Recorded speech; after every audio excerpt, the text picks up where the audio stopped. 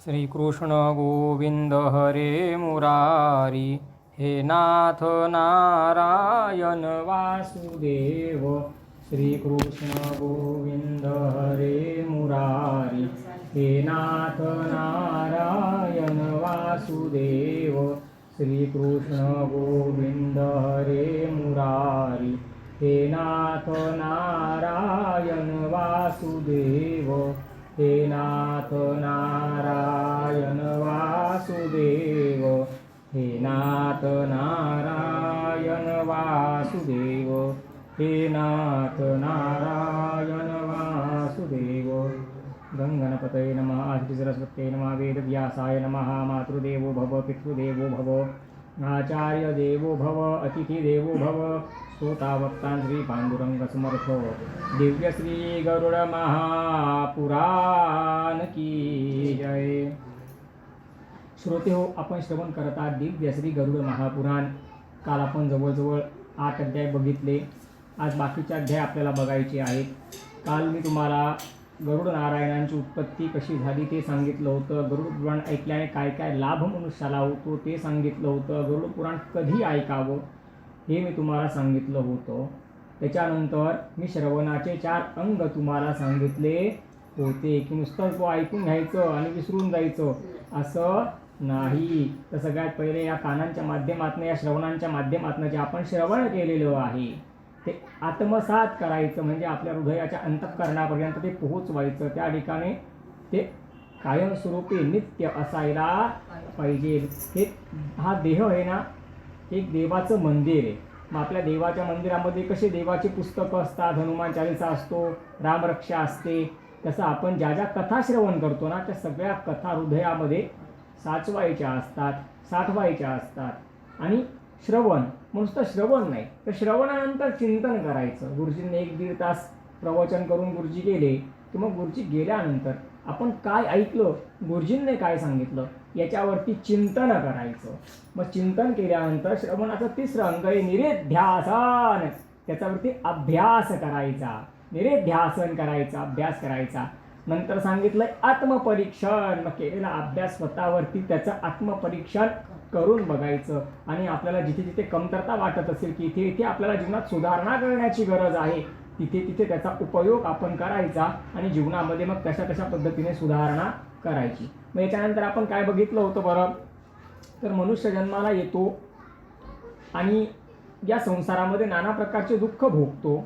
सुख तर काही प्राप्त होत नाही, सुखापेक्षा दुःख जास्त मनुष्य प्राप्त करतो। परंतु तो भगवंताचा आश्रय घेत नाही, भगवंताच्या नामाचा आश्रय घेत नाही। त्याच्यामुळे मृत्यूच्या उपरांत पण त्याला सद्गती प्राप्त होत नाही, म्हणजे मृत्यूच्या नंतर सुद्धा त्याला दुर्गती प्राप्त होत असते, नरक लोकाची प्राप्तता होत असते। मग तो यमाचा मार्ग किती भयंकर आहे ते आपण बघितलं। शरीरातनं प्राण किती कष्टपूर्वक शरीरातनं प्राण बाहेर पडतो ते आपण बघितलं। यमदूतांचं वर्णन बघितलं की यमदूत कसे भयंकर असतात की त्यांना बघून तो जीवात्मा आपलं मलमूत्र सुद्धा त्याग करतो। या सगळ्या गोष्टी आपण बघितल्या। नंतर मार्गात लागणारे 16 प्रकारचे नगर सुद्धा आपण बघितले की दर 247 योजनांनंतर कोणते कोणते नगर लागतात। मग त्यानंतर आपण 2रा अध्याय बघितला। 2ऱ्या अध्यायामध्ये आपण काय बघितलं, यमाचा मार्ग किती भयंकर आहे त्या गोष्टी आपण बघितल्या। त्याच्यानंतर तो कोणत्या महिन्यामध्ये कोणत्या नगराला जाऊन पोहोचतो, मग प्रत्येक तिथीला आपण जे आपण पितर वगैरे बसवतो त्याचं काय महत्त्व असतं। ते पितर नाही बसवले आपण इकडे तर तिकडे त्यांना सुद्धा भोजन ते यमाचे दूध देत नाही। असंही सगळं आपण वैतरणा नदीचं वर्णन वगैरे त्या ठिकाणी बघितलं।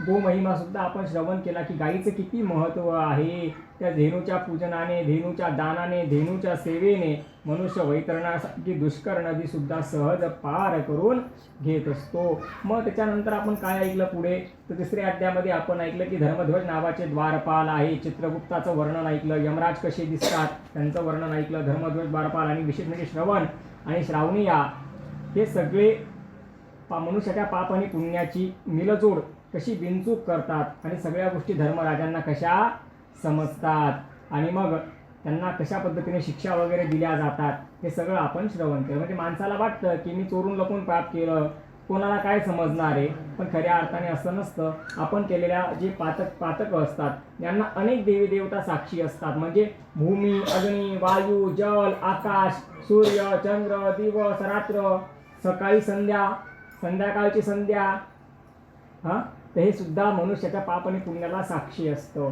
आणि एवढं सगळं म्हणण्यापेक्षा ना एकदम सोप्या भाषेत सांगायचं तर प्रत्येक मनुष्याचा अंतरात्मा त्याच्या चांगल्या वाईट कर्मांचा साक्षी आहे. प्रत्येकाचा अंतरात्मा त्याच्या चांगल्या वाईट कर्मांचा साक्षी आहे. आणि जसं आपल्याकडे TV असतो ना, मोठा LED असतो ना, तसं त्या यमलोकामध्ये दुष्कर्म दर्शन पट्टल नावाची यंत्रणा सक्रिय असते. जर आपण म्हटलो की मला माझे केलेले पाप मान्य नाही, मी अशा प्रकारचे कुठलेही पाप केले नाही, तर ते जन्मापासून ते मृत्यूपर्यंतचा पूर्ण लाईफ रिव्ह्यू दाखवण्या इतके सुद्धा सक्षम आहेत. मनुष्य जेवढा ॲडव्हान्स आहे, आपण जेवढे डिजिटल आहे, आपली टेक्नॉलॉजी जेवढी भारी आहे, त्याच्यापेक्षा तिकडे सगळं सुप्रीमच आहे. म्हणजे त्याच्यापेक्षा भारीच तिकडे काय. त्यामुळे तिकडे अशा सुद्धा व्यवस्था आहेत. आणि कधी कधी जर खरोखर आवश्यकता वाटली की या व्यक्तीने पाप केलं की नाही केलं ते डिटेक्ट होत नाहीये, सिद्ध होत नाहीये, तर त्या व्यक्तीला शिक्षा देण्या अगोदर ते यमाचे दूत, यमराज वगैरे पूर्ण त्या लाईफचा लाईफ रिव्ह्यू करतात. जसं क्रिकेटमध्ये आपण बघतो ना की तो आऊट आहे का नाहीये ते लक्षात येत नाहीये, तर परत परत रिप्ले आपल्याला दाखवला जातो आणि मग ते डिसिजन देतात की आऊट आहे की नाहीये. निर्दोष व्यक्तीला शिक्षा होत नाही. जेवढं पाप असेल तेवढ्याच प्रमाणामध्ये शिक्षाही होत असते. जसं आपण स्वयंपाकामध्ये मीठ टाकतो ना की थोडंसं कमी पण नाही, थोडंसं जास्त पण नाही, प्रमाणात, त्याचप्रमाणे ती शिक्षा मनुष्याला मिळत असते. आणि सगळेच लोक यमाच्या मार्गाने, दक्षिण मार्गाने जातात आणि एवढे सगळे दुःख भोगतात आणि सगळेच नरकात जातात असं बिलकुल नाहीये. हे जे पहिले अध्याय आहेत ना, सुरुवातीचे 3 अध्याय, यांच्यामध्ये पापी जीवात्म्यांचं वर्णन सांगितलेलं आहे. मग पापी जीवात्म्यांचं वर्णन म्हणजे कसं, जर लाल रंगाचा चष्मा आपण डोळ्यांना लावला, गॉगल, तर आपल्याला ही दुनिया कशी दिसेल, लाल दिसेल. मग चांगल्या व्यक्तीचा स्वभाव असा असतो ना की त्याला वाटतं की सगळे या जगातले लोक चांगलेच आहेत. पण या जगामधला इतिहास असा काही आहे की गरुड पुराणाच्या बाहेर सांगायला म्हटलो ना मी, तर ते सांगणं योग्य होत नाही. तरी पण तुम्हाला काही मोजके 1-2 उदाहरणं सांगतो. आपल्या महाराष्ट्रातल्या घटना नाही, हे बाहेरच्या घटना आहे, मध्य प्रदेश, UP वगैरे साईडच्या घटना आहेत. एक असा 20-22 वर्षांचा मुलगा होता आणि तो व्यसन वगैरे करण्यासाठी लोकांकडे पैसे मागायचे. सर 100 रुपये वगैरे, 150 रुपये, 200 रुपये काहीतरी. आता एक म्हातारे बाबा चालले होते रस्त्याने, त्यांनी त्याला पैसे दिले नाही. कदाचित त्यांच्याकडे नसतील किंवा त्यांच्याकडे असतील, पण त्यांचं देण्याचं मन नसेल की तुला व्यसन करायला माझा पैसा, मी कष्टाचा पैसा का भरली. तर ते पुढे गेल्यानंतर त्याने पत्थर उचलला, दगड, आणि डोक्याला मारला.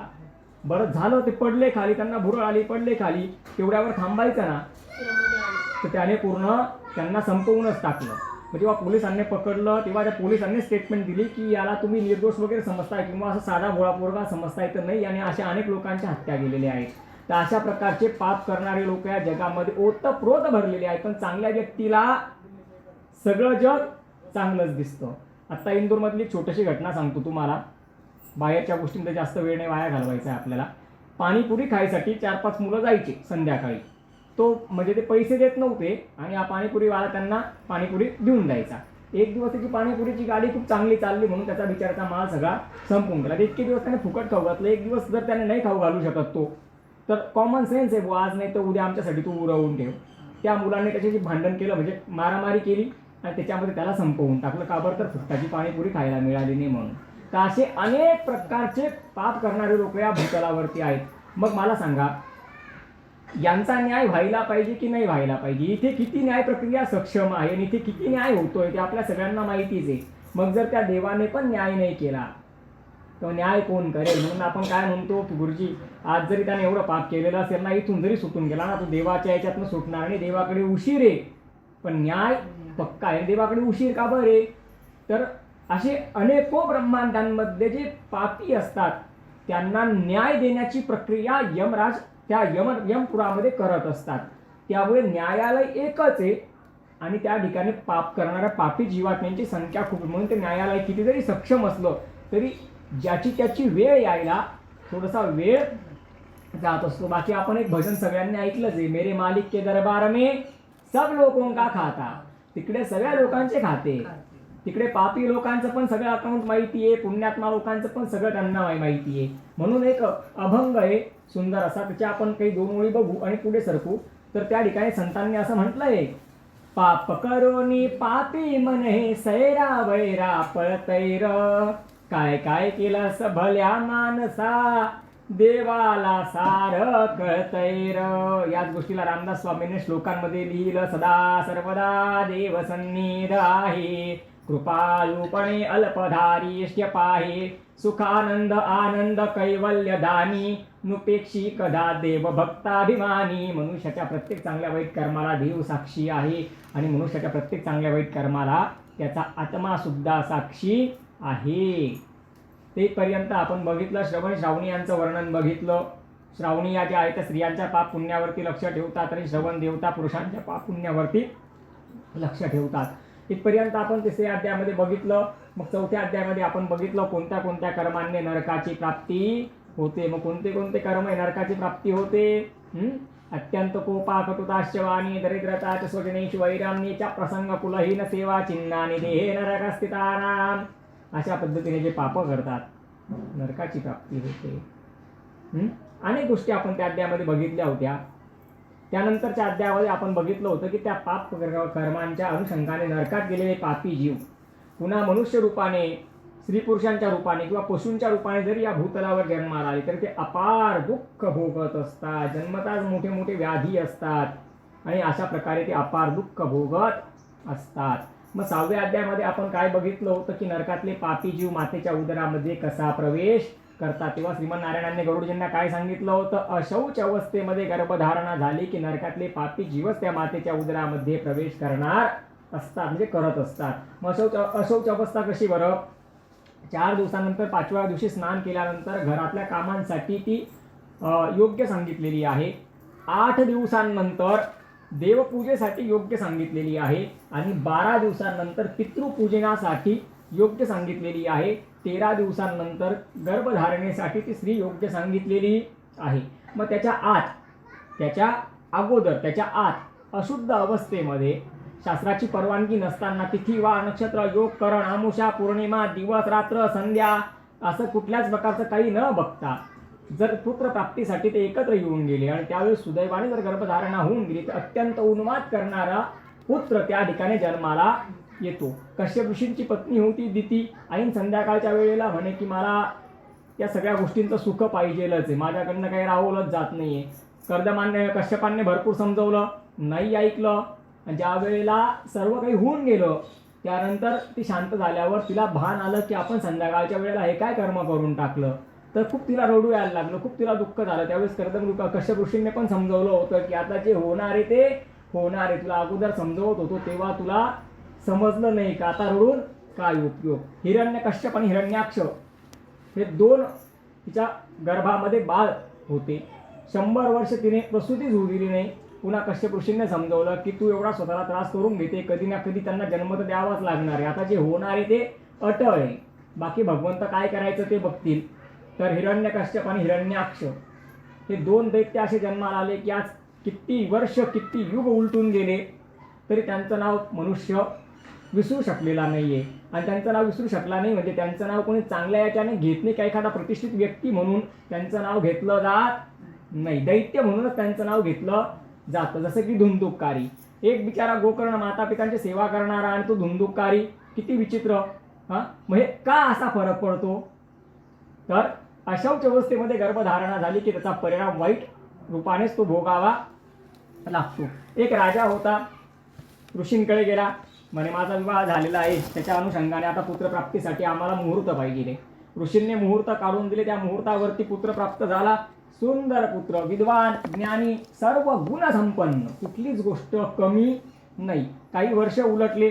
राजा राणीने परत विचार केला की अजून एक आपत्ती आपल्याला पाहिजे. परत संतांकडे गेले, ऋषींकडे गेले, पुन्हा विचारलं. ऋषी म्हटले आता मुहूर्त नाहीये, थोडे दिवस थांब. तर तो राजा उद्धटपणे बोलून पडला की तुमचे तर 4-4 बाळ आहेत, तुमचे 4-4 मुलं आहेत, मग तुमच्या टायमाला मुहूर्त असतात, आमच्याच टायमाला मुहूर्त नसतात का म्हणे. त्यावेळेस त्या ऋषींनी त्याला खूप विनम्रतेने सांगितलं की राजा एका दिवशी निश्चिंतेने माझ्या आश्रमात तू ये, पण फक्त अगोदर कुठल्याच प्रकारची सूचना करू नको, डायरेक्ट अनावधानाने तू ये, मग तुला पुढचं मी सगळं काय गणित तिथे समजवतो. आणि योगायोग तसाच झाला. राजा एक दिवस न सांगता आश्रमामध्ये पोहोचला. एक मुलगा होता, थोडासा 17, 18, 20 वर्षांच्या आसपास, खांद्यावरती कुऱ्हाड, अंगाला थोडंसं धोत्रासारखं लावलेलं, लुंगीसारखं, वरती काहीच नाही, गळ्यात यज्ञोपवीत नाही, आणि तो त्या आश्रमातनं बाहेर निघाला. आणि तेवढ्यात राजा तिथे आला. राजाने विचारलं, कोण तू, तुझं नाव काय?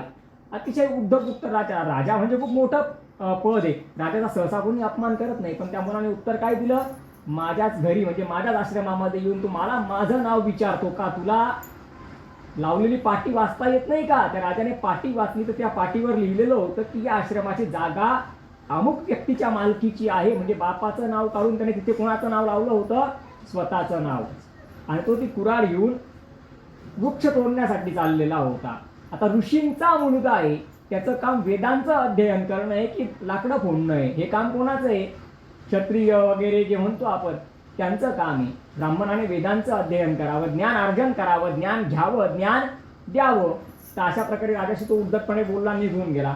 राजा मध्ये आला तर एक मुलगा देवाची पूजा वगैरे करताना त्याला दिसला. राजाला खूप आनंद वाटला की रे, हा ऋषींचा मुलगा खऱ्या अर्थाने वाटतोय की सगळे ऋषींचे गुण त्याच्यामध्ये आहेत. पुढे गेला, एक छोटंसं बाळ आईच्या मांडीवरती बसलेलं होतं आणि दोघं हातांनी आईलाच गालामध्ये काय करत होतं, बदलत होतं. अजून आश्रमामध्ये बघण्यासाठी पुढे गेला तर एक ऋषींचा मुलगा होता. असं काही वय वगैरे नव्हतं, कुमार अवस्थेमध्येच होता आणि त्याच्यापेक्षा मोठ्या एका स्त्रीसोबत तो चुकीचं काहीतरी कृत्य करताना राजाने बघितलं. आणि सगळं बघितल्यानंतर मग राजा ऋषींजवळ जेव्हा गेला तेव्हा ऋषींनी सांगितलं, बघ, एक पुत्र मी मुहूर्त, वेळ, काळ, परिस्थिती बघून जन्माला आणला तर तो परम वैष्णव निघाला, विष्णू भक्त निघाला, माता पितांची सेवा करणारा निघाला, भगवत भक्त निघाला.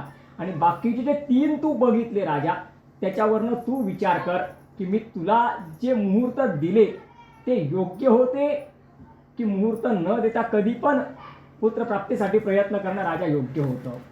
जर कधी पण पुत्रप्राप्तीसाठी प्रयत्न केला आणि पुत्र जन्माला येऊनच गेला तर तो पुत्र कोणाचं हित करत नाही, सगळ्यांचं अहित करणारा पुत्र ठरतो, तो उन्माद करणारा पुत्र ठरतो. म्हणून मनुष्याने पुत्रप्राप्तीसाठी शुचिरभूतता, पवित्रता आणि योग्य मुहूर्ताचा निर्णय करायला पाहिजे. किमान आजच्या दिवसाला अमुषा आहे का, व्यतिपात आहे का, अशा काही बारीक सारीक गोष्टी तरी बघायला पाहिजे. त्यात आपल्या घरातल्या कॅलेंडरवरती आपल्याला समजून जातात.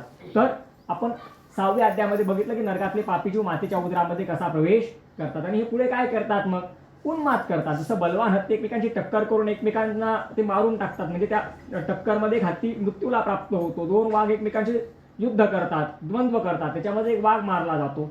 तसंच हे त्याच्याशी वाईटपणा घेतात, त्याच्याशी वैरत्व घेतात आणि अशाच पद्धतीने कमी वयामध्ये यांचं जीवन संपवून टाकतात. त्या मनुष्य जन्माचं ते सार्थक करून घेत नाही.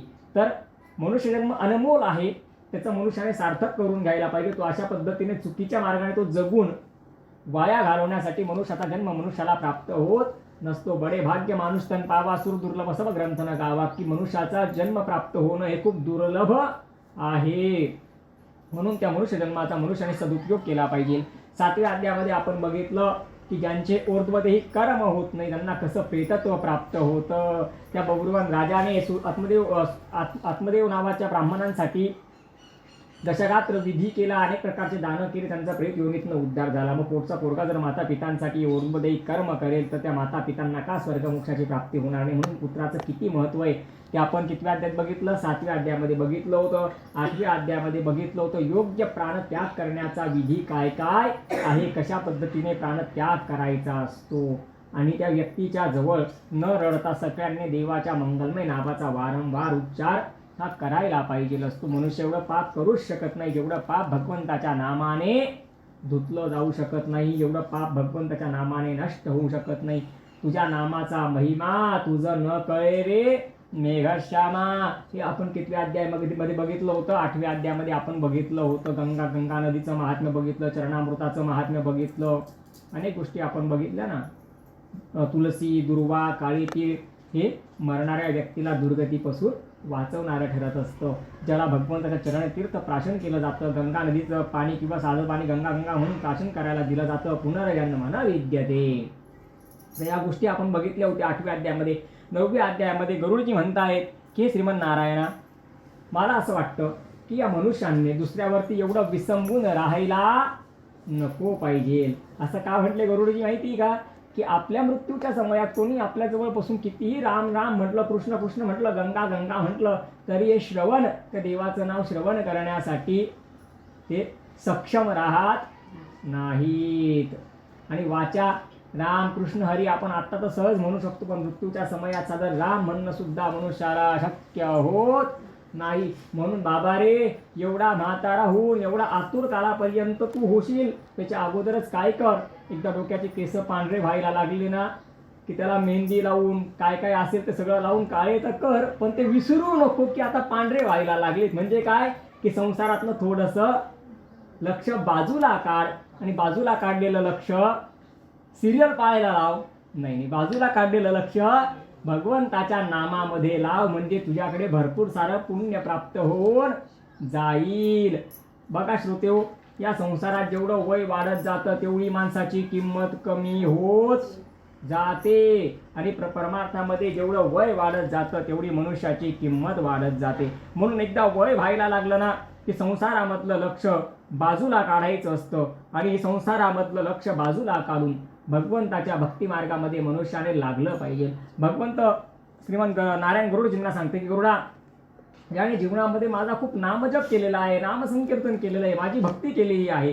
अंतिम समयात मृत्यूच्या वेळेस जर त्याला माझा विसर पडला तर मी मात्र मला त्याचा विसर पडू देत नाही. भीष्म पितामहाने जीवनपर्यंत भगवान श्रीकृष्णांची भक्ती केली. मृत्यूच्या समयामध्ये 72 बाण शरीरामध्ये लागलेले होते. 72 बाणांनी ते शरीर पूर्ण भेदलं गेलेलं होतं, आणि अशा अवस्थेत पडलेले होते. कृष्ण कृष्ण नामस्मरण चालू होतं, पण मृत्यूच्या अगदी प्राणांताच्या समयामध्ये त्यांना शुद्ध राहिली नाही. तर भगवान श्रीमन नारायणाने श्रीकृष्ण स्वरूपात त्यांच्या चरणांजवळ जाऊन प्रभू उभे राहिले आणि बासरीचा स्वर ऐकवला, आणि अशा बासरीच्या मधुर स्वरांमध्ये त्यांचा प्राण त्याग झाला. कोणाचा?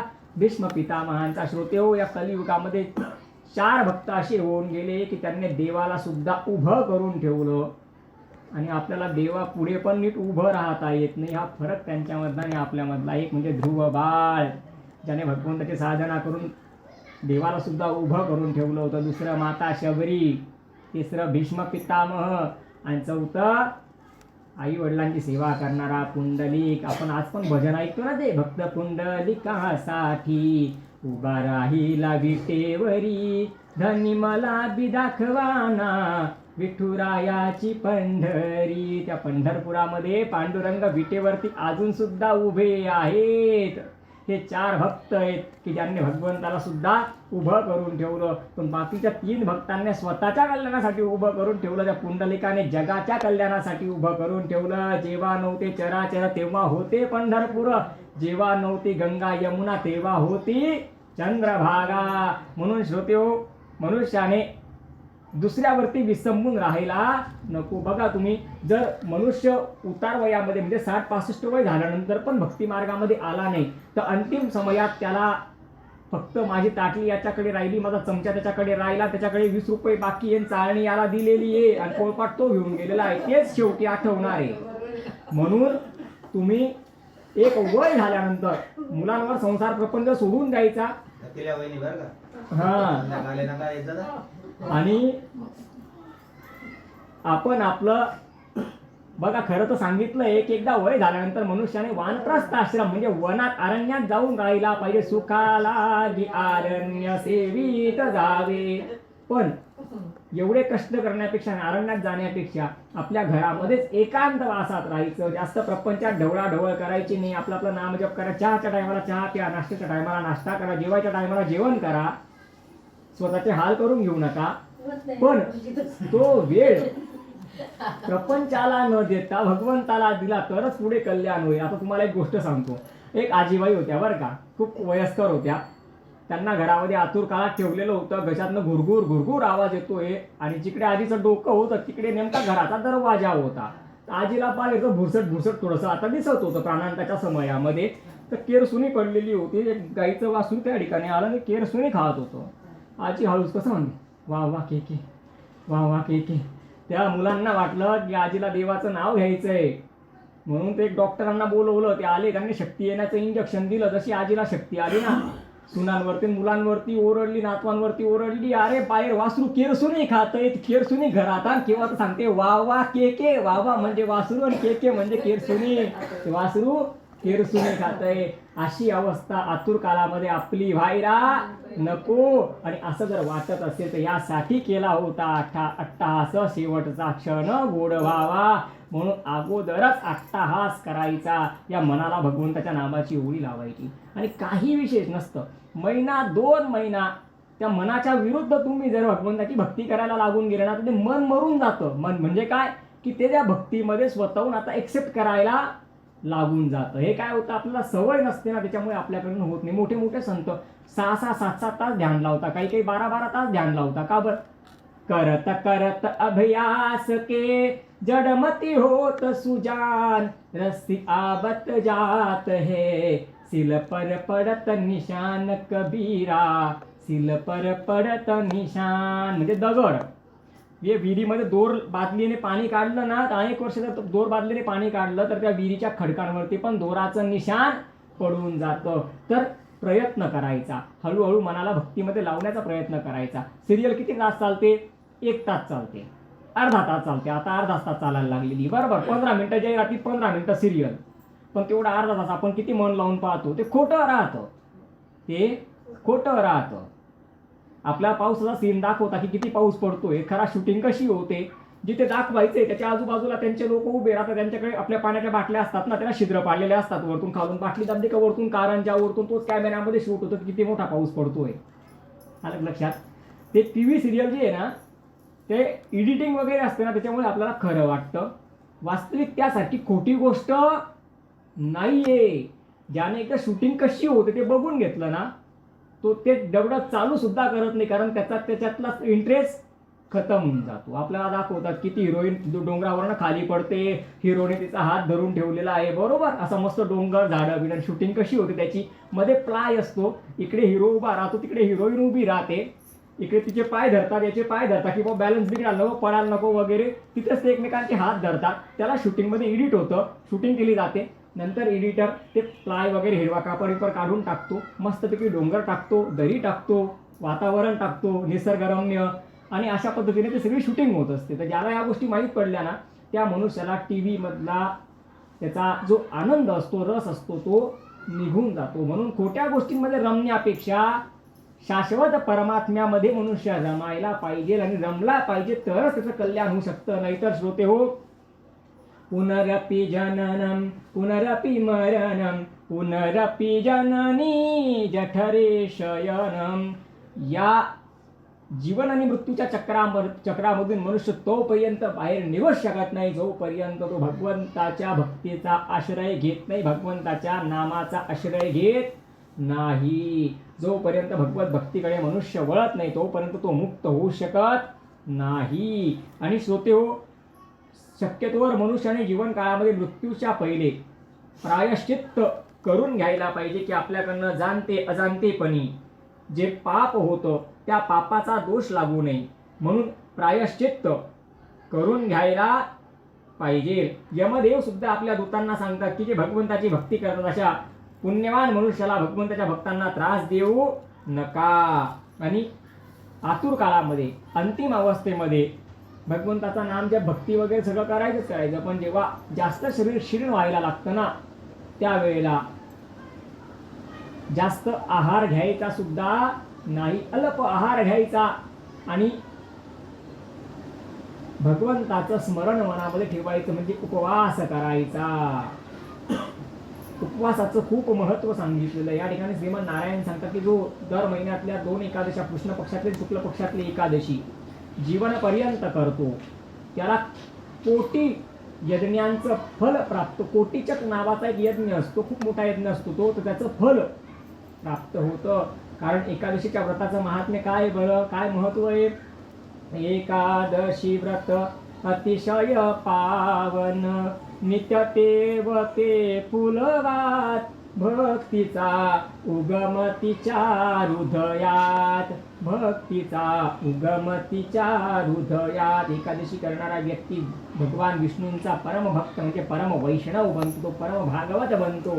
जीवनपर्यंत त्याच्याकडनं भगवंताची भक्ती भगवंत करवून घेतो.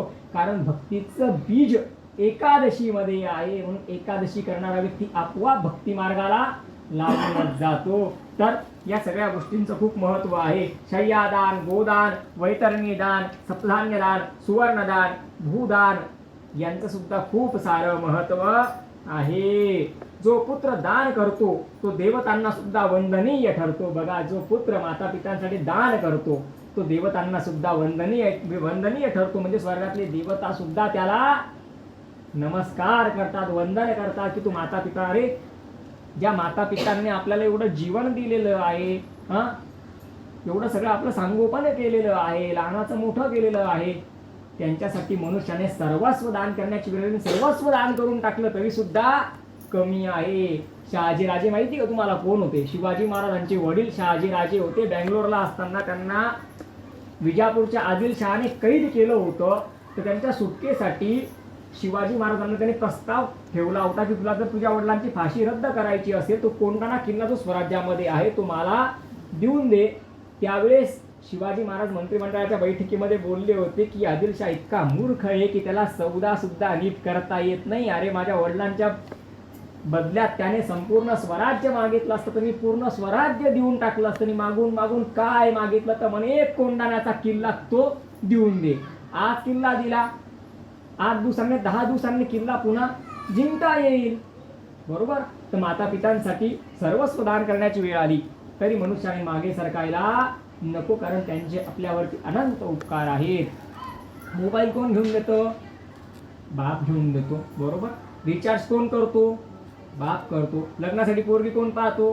बाप पाहतो. लग्न कोण करून देतं? लग्नाचा खर्च कोण करतो? म्हणजे कोण करून देतं? वडील करून देतात, बरोबर. हवं नको ते सगळ्या गोष्टी वडील बघतात, ठीक आहे. आणि एकदा का ते म्हातारे झाले म्हणजे आता ते 2 पैसे घरात कमवून आणून देण्यासारखे नाही राहिले की मुलं काय म्हणतात, आम्ही आमचं वेगळं निघतो, बरोबर.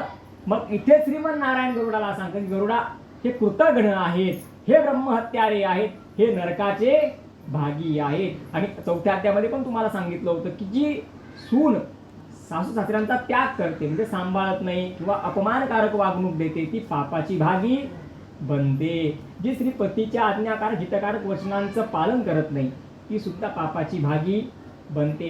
जो मुलगा माता पितांना चांगली वागणूक देत नाही किंवा त्यांचा सांभाळ करत नाही, वृद्धावस्थेमध्ये त्यांचा परित्याग करतो, तो पापाचा भागी बनतो. श्रोतेहो, सांगण्यामध्ये काही गैर नाही आहे. या जगामध्ये असे लोक आहेत ना की या वयोवृद्ध लोकांना आम्ही चला तुम्हाला केदारनाथला घेऊन जातो, इकडे घेऊन जातो, तिकडे घेऊन जातो असं म्हणून लांब घेऊन जातात आणि मुद्दाम तिकडे सोडून घरी येऊन जातात. असे सुद्धा लोक या भूतलावर आहेत. अरे खोटं असं अजिबात नाही, याच्यामध्ये सत्यता आहे. म्हणून भगवंत म्हणतो की जो जसं कर्म करतो ना गरुडा त्याच्या जीवनात पुढे त्याला गती पण तशीच प्राप्त होत असते. म्हणून माता पितांसाठी सर्वस्व दान करण्याची वेळ आली तरी पुत्राने ते सर्वस्व दान करण्याची तयारी ठेवली पाहिजे. अर्थात माता पिता असताना त्यांची सेवा तर आपल्याकडनं झालीच पाहिजे, त्यांना हवं नको ते आपल्याकडनं बघितलंच गेलं पाहिजे. अर्थात त्यांच्याबद्दल आपण कृतज्ञ असायला पाहिजे. पण ते गेल्यानंतर म्हणजे देह ठेवल्यानंतर सुद्धा त्यांच्या प्रत्यर्थ ज्या ज्या गोष्टी आपल्याला शक्य आहे तिथपर्यंत मनुष्याने करायला पाहिजे. भूमिदानाचं खूप सारं महत्व आहे. पण जीवन काळामध्ये स्वतःचं एक घर बनवणं माणसाला किती मुश्किल आहे. ते काय सोपी गोष्ट आहे का? नाही ना शक्य. ज्याच्याकडे खूप सारी संपदा असेल त्याला भूमिदान करणं शक्य होईल. तुमच्याकडे सारख्या गरीबाने कुठून आपल्याचकडे नाही तर आपण द्यायचं कुठून? पण जिथपर्यंत आपलं शक्य आहे, जिथपर्यंत आपली ताकद पुरते तिथपर्यंत अवश्य दान, किमान जीविकोपार्जनासाठी लागणाऱ्या गोष्टींचं दान तरी झालं पाहिजे. म्हणजे ते त्यांना तिकडे प्राप्त होतं. अन्न वस्त्र दक्षिणा याचकासी दिल्या जाणार ते पावते पितरांना ये विषयी शंका नसे. गरुडा, कर्मफल भोगण्यासाठी कोणी कोणाची पत्नी बनून येतंय, कोणी कोणाचा मुलगा बनून येतंय, कोणी कोणाचं आई बनून येतंय, कोणी कोणाचे वडील बनून येतंय, कोणी कोणाचा भाऊ बनून येतंय. पण गरुडा खरं सांगू, कोणी कोणाचं नाहीये आणि कोणी कोणाच्या सुखाचं किंवा दुःखाचं कारण सुद्धा बनत नाहीये. कोहुन काहू सुख दुःख कर धाता, निज कृत कर्म भोग सब पाता. आणि त्यांच्या कर्माचे भोग भोगून झाल्यानंतर, त्या सुखदुःखांचे भोग भोगून झाल्यानंतर, त्या कर्माचे संबंध संपल्यानंतर मनुष्य या भूलोकावरून प्रस्थान करून घेतो. तर श्रोते हो, खऱ्या अर्थाने कोणी कोणाचं नसलं तरी सुद्धा मनुष्याने या प्रपंचाला डोक्यात ठेवायला पाहिजे आणि भगवंताला मनात ठेवायला पाहिजे. आपलं सांसारिक लोकांचं वेगळं होतं. आपण प्रपंचाला काय करतो? मनात ठेवतो आणि भगवंताला कुठे ठेवतो? डोक्यात ठेवतो. आठवला तर आठवला, जेव्हा आठवेल तेव्हा आठवेल. हे घरातले परिवारातले लोक म्हणजे पाणवठ्यावरती जसे पशु जमतात पाणी पिण्यासाठी, थोडा वेळ पाणी पितात, ते घुटमळ घुटमळ करतात आणि नंतर आपल्या आपल्या मार्गाला निघून जातात. तसे पाणवठ्यावरती जमलेल्या पशुप्रमाणे आहेत, असं श्रीमन नारायण गरुडजींना सांगतायत. श्रोते हो, या दिवसांमध्ये गरुड पुराण ऐकण्याचं सांगितलेलं असं आहे की गरुड पुराण म्हणजे गेलेल्या व्यक्तीच्या दुःखावरती सगळ्यात मोठं औषध आहे. जो आलेला आहे तो जाणार आहे, जो गेला आहे तो पुन्हा येणार आहे, हे सांगणारं गरुड पुराण आहे. आणि गरुड पुराण म्हणजे परमसत्य आहे. एक दिवस मला मरावं लागेल हे परमसत्य आहे. तो एक दिवस कधी येईल ते सांगता येत नाही, पण एक दिवस जावं लागणार. आणि बघा ना तुम्ही, मनुष्याला, प्रत्येक मनुष्याला काय वाटतं की आपण कधी मरणार नाही.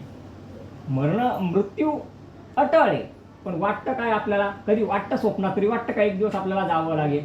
ज्याला आपण पोचवून येतो, बरोबर, त्याला पोचवून आल्यानंतर सुद्धा कधी आपल्याला वाटत नाही की अशी एक दिवस आपली अंत्ययात्रा निघणार आहे, असा विचार सुद्धा आपल्या मनात येत नाही.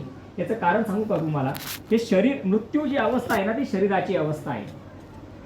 आत्म्याची अवस्था मृत्यू नाही. का आत्मा अजर आणि अमर आहे.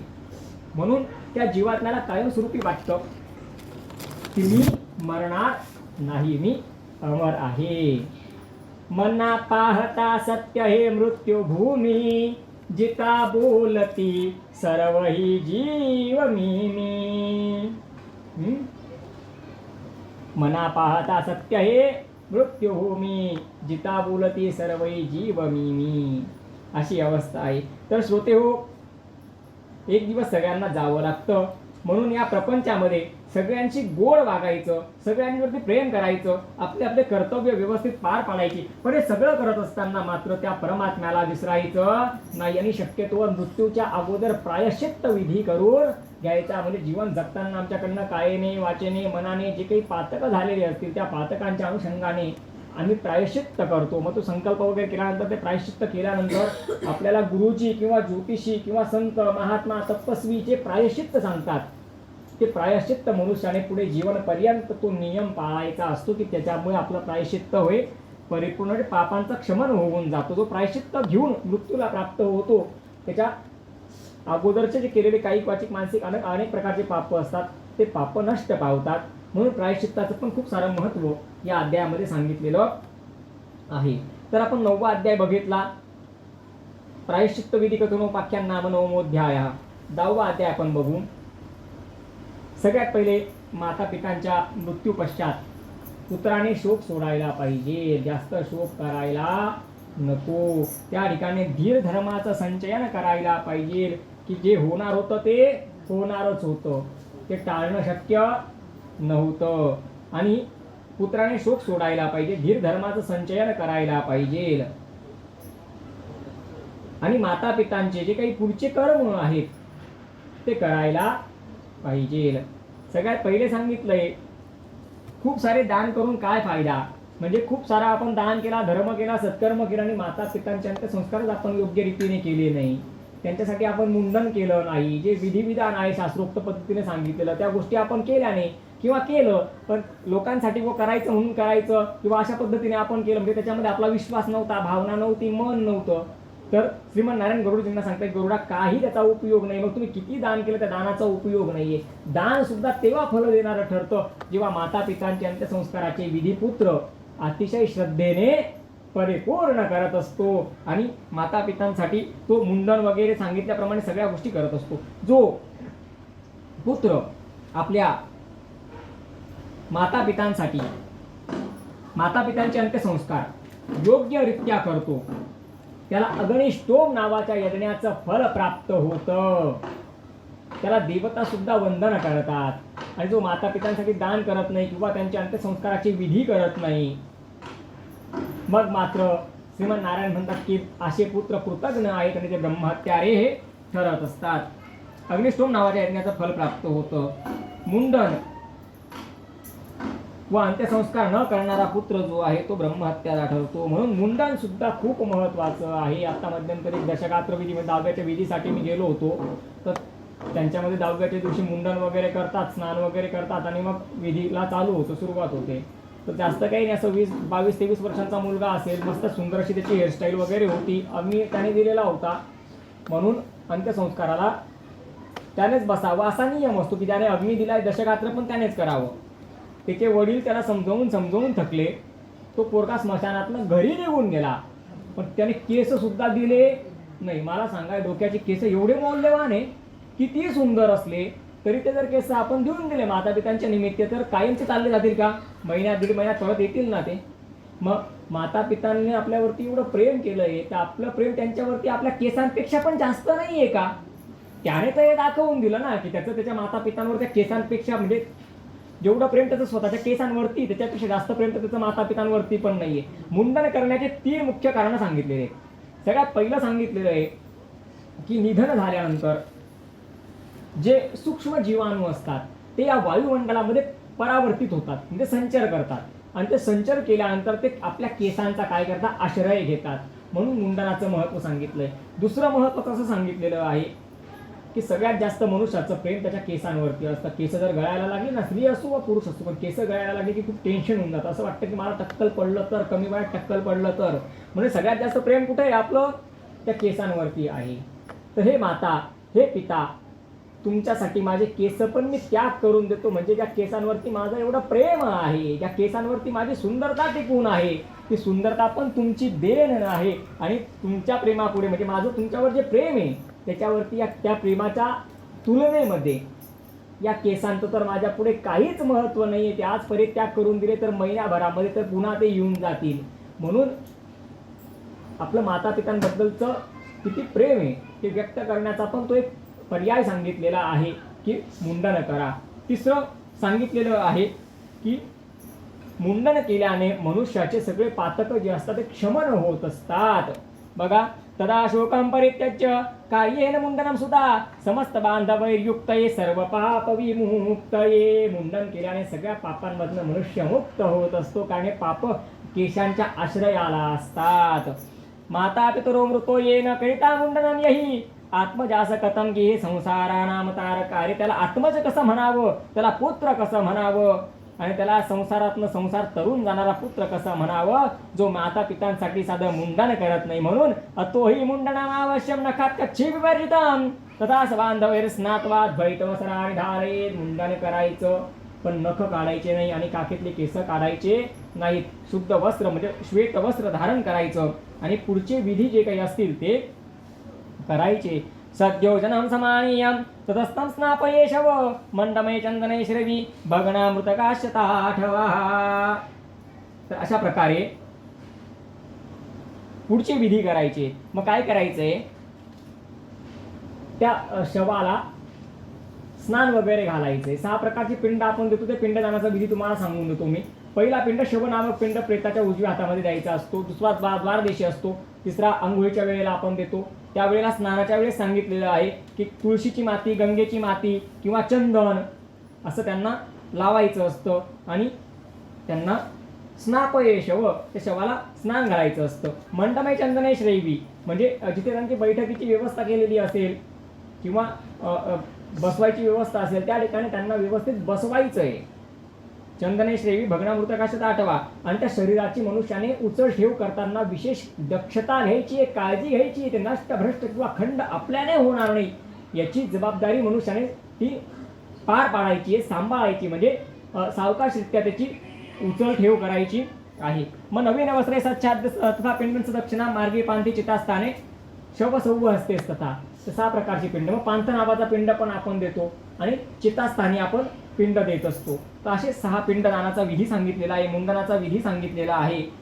आणि हे दशगात्र विधी पर्यंत सूतक काळामध्ये नामाचा आणि गोत्राचा उच्चार करूनच पिंड देण्याचा विधी सांगितलेला आहे. कारण सूतक काळामध्ये वेदांचे मंत्र म्हणू नाही, अशौच अवस्था में वेद पढ़ना पाप है. म्हणून या अशौच अवस्थेमध्ये जोपर्यंत तुमचं सपिंड श्राद्ध होत नाही तोपर्यंत वेदांची मंत्र म्हटले जात नाही. आणि सपिंड श्राद्ध झाल्यानंतर पुढे सगळे मंत्र वेदांचेच म्हटले जातात. मग नाव गोत्राचा उच्चार तर होईल, पण मंत्र म्हणून पुढच्या सगळ्या पूजा त्या क्रियाकृत्या या होत असतात.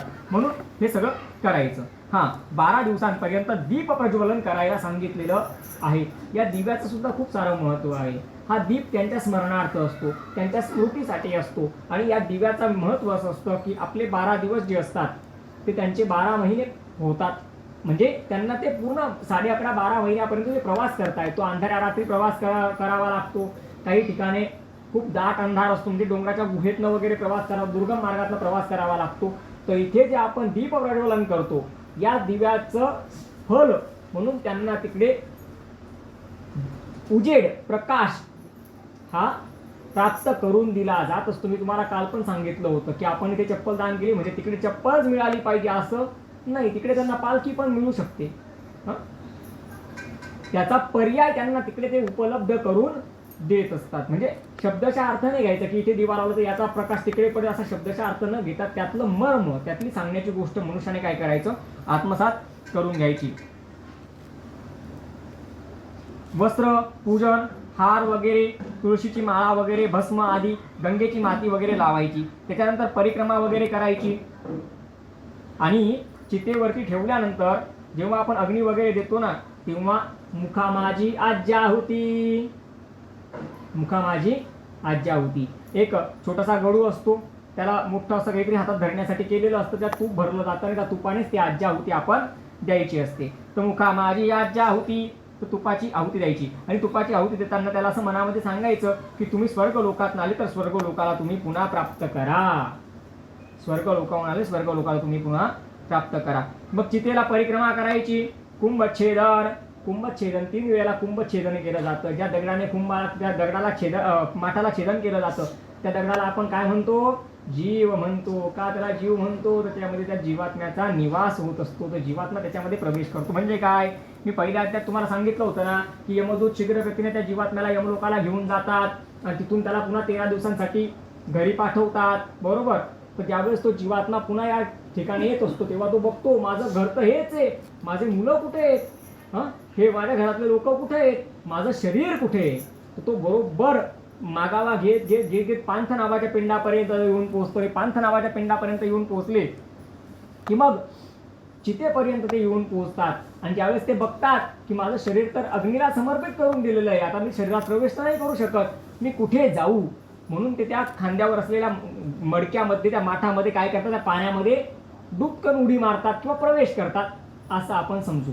आणि मग त्याच्यात प्रवेश केलेला आहे म्हणून त्याला 3 वेळेला छेदन दगडाने होत असतं की जेणेकरून त्या पाण्याचा 3 वेळेला स्पर्श कोणाला झाला, त्या दगडाला झाला. म्हणून आपण त्याला दगड म्हणत नाही, त्याला जीव म्हणतो. 10 दिवसांपर्यंत तो जीव जीवापाड आपण संभाळतो, कारण त्याच्यात त्या जीवात्म्याने काय केलेलं आहे, निवास केलेला आहे. आणि श्रोतेहो, जास्त शोक करायला सांगितलेलं नाहीये बरं का. शोक फक्त मोजक्या 2-3 ठिकाणीच करायला सांगितलं आहे. कुठे शोक करायला सांगितलेलं आहे, जेव्हा आपण पांथ नावाने पिंड देतो ना, म्हणजे आपण घरातनं बाहेर जातो ना तेव्हा सहमित्र रोदन गाढव विचित्र करावे, मोठ्या मोठ्याने रोदन करा, मन मोकळं करून घ्या. त्या ठिकाणी सांगितलेले रडायला, कुठे, द्वाराच्या ठिकाणी. का बरं, आपले माता आपले पिता जोपर्यंत तरुण असतात तोपर्यंत ते अनेक वेळेला आपल्या घरामध्ये आवागमन करत असतात, बाहेर जातात मध्ये येतात, बाहेर जातात मध्ये येतात. पण इथं पांथ नावाचा पिंड दिला की ते प्रेत घरातनं बाहेर एकदा गेलं की मग मात्र पुन्हा कधीच ते आपल्या घरामध्ये येत नसतात. त्यांचं शेवटचा चरणांचा स्पर्श आपल्या द्वाराला होत असतो. म्हणून मन बऱ्याच वेळेला भरून येतं. अशा वेळेला जर जास्त मन भरून आलं आणि आपल्याला विधी करणं शक्य होत नसेल तर आलेल्या पुरोहितांना आपण सांगायचं की मला 5-7 मिनिटांचा वेळ द्या, मी थोडंसं मन मोकळं करतो, मग आपण विधीला सुरुवात करू. मन मोकळं करून घ्यायचं आणि मग पुढच्या विधीला सुरुवात करायची. तर त्या ठिकाणी मनुष्य रडू शकतो, तिथे परवानगी दिलेली आहे. आणि दुसरं सांगितलंय, चितेला अग्नी दिल्यानंतर मग मात्र तुम्ही मन मोकळं रडू शकतात. मुखामाजी याचे कुंभच्छेदन, तो जो अश्मा असतो ना त्याचं खूप महत्त्व असतं, कारण त्या अश्म्यावरती तो जीवात्मा प्रवेश करत असतो. नंतर कडुलिंबाचे पानं वगैरे चावायचे असतात आणि कडुलिंबाचे पानं वगैरे चावल्यानंतर घरी यायचं असतं. घरी आल्यानंतर सुरुवातीचे 3 दिवस किंवा मधले 3 दिवस किंवा 1 दिवस अथवा पूर्ण 10च्या 10 दिवस चौकामध्ये एका मातीच्या भांड्यामध्ये दूध आणि पाणी नेऊन ठेवण्याचा विषय सांगितलेला आहे. तर हे करायला पाहिजे. शक्यतोवर आपल्याकडे वाळलेली तुळशी वगैरे असेल तर ती सांभाळून ठेवायची अशा वेळामध्ये, म्हणजे आतुर काळामध्ये तुळशीचे थोडेसे काष्ट आपण त्याच्यात जर टाकले तर त्याचं खूप सारं महत्त्व असतं तुळशी काष्टाचं. स्त्रियांचे, संन्यासांचे आणि बालकांचे अंत्यसंस्कार कसे करावे. तर श्रीमन नारायण गरुडजींना सांगते, गरुडा, गर्भवती स्त्री जर वारली असतील तर वैद्यांच्या माध्यमातून तिची शस्त्रक्रिया करून पोटातलं बाळ व्यवस्थितरित्या बाहेर काढायचे. बाळ जर जिवंत असेल तर सांगोपन करायचे, लालन पालन करायचे आणि फक्त मातेवरच अंत्यसंस्कार करायचे आहे. जर बाळ मृत निघालं तर मातेवर अंत्यसंस्कार आणि बाळाचा दफन विधी करायचा आहे, त्याच्यावरती अंत्यसंस्कार करायचे नाही आहेत.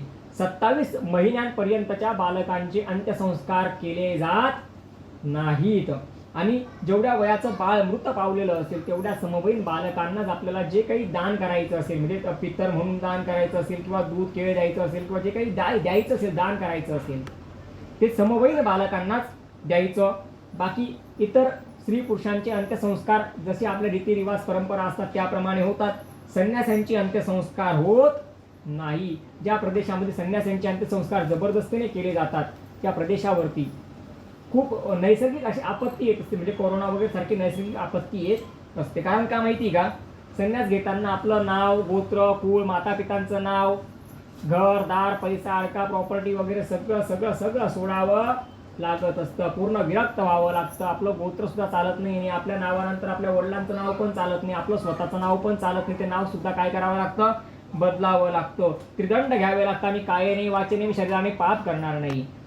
4 कामं करण्याला अनुमती असते. 5वं काम संन्यासी व्यक्ती आपल्या गुरूंना विचारल्याशिवाय करू शकत नाही. शौचम स्नानम तथा दीक्षाम नित्यम एकांतसे वरम चत्वारतस्य कर्माणि पंचमम नैव विद्यते. यापेक्षा 5वं काम गुरूंना विचारल्याशिवाय करायचं नाही. कुठल्याच प्रकारची मौल्यवान वस्तू संन्यासी आपल्याजवळ ठेवू शकत नाही, म्हणजे मोबाईल किंवा सोनं चांदी किंवा आपला पितळाचा कमंडलू वगैरे नाही सांगितलंय. तांबूलम तेजसा पात्रम पेतस्ते काम सितांबरम दिवा सोक्ती नक्तान्नम यतीनाम षड्भी वर्जते. तर यती या 6 गोष्टी काय करतो, वर्ज करतो. पण आजच्या काळामध्ये 1000 संन्यासींमध्ये 999 मध्ये फक्त एकच संन्यासी हा खरा असतो. बाकीचे फक्त तो वेश परिधान करणारे असतात. पण वेश परिधान केल्याने बगळा हंसाप्रमाणे दिसतो म्हणून हंसाची तो बरोबरी कधी करू शकत नसतो. कलियुगामध्ये संतांना लोक कसं मानतात माहिती का, जाके नख अरु जटा विशाला होई तापस प्रसिद्ध कलिकाला. या कलियुगात ज्याने खूप मोठे केस वाढवले, खूप मोठे नख वाढवलेले आहेत, त्याचं खूप मोठं कपाळ आहे, ज्याने खूप रुद्राक्ष धारण केलेले आहेत, म्हणजे काय की बहिर्गत रूप बघतात, अंतर्गत नाही बघत की हा खरंच संन्यासी आहे का, हा खरंच तपस्वी आहे का, हा खरंच यती आहे का, असं आंतरिक नाही बघत. पण बाहेरच्या त्या स्वरूपाला मनुष्य काय करता म्हणे गरुडा, भुलून जातात. अरे खरे संन्यासी, खरे संत, खरे तपस्वी एवढे सहज मनुष्याला प्राप्त होतात का. शैले शैलेन माणिक्यम मौक्तिकम नागजे गजे साधवान हे सर्वत्र चंदनम नवने वने. चंदन काय सगळ्याच वनामध्ये उगतं का, नाही ना. त्याचप्रमाणे सांगितलेलं आहे. तर श्रोते, ज्याने संन्यास घेतलेला आहे अशा व्यक्तीच्या अंत्यसंस्कारांचा विधी होत नाही. कारण त्याचे अंत्यसंस्कार जर केले, त्याचं पिंडदान कोणत्या नावाने करायचं, त्याचं तो गोत्र पण सोडलंय त्याने, नाव पण सोडलंय त्याने, मग ते विधी कोण करेल, वर्षश्राद्धापर्यंतचे विधी कोण करेल. मग अंत्यसंस्कार केला तर त्या संन्यासाला प्रेतत्व प्राप्त होईल, म्हणजे त्याने जीवनापर्यंत इतकं पुण्य कमवलं की तो स्वर्ग मोक्षाची प्राप्ती करू शकत होता आणि आपल्या चुकीमुळे त्याला प्रेत योनी भोगावी लागली. मग याला जबाबदार कोण.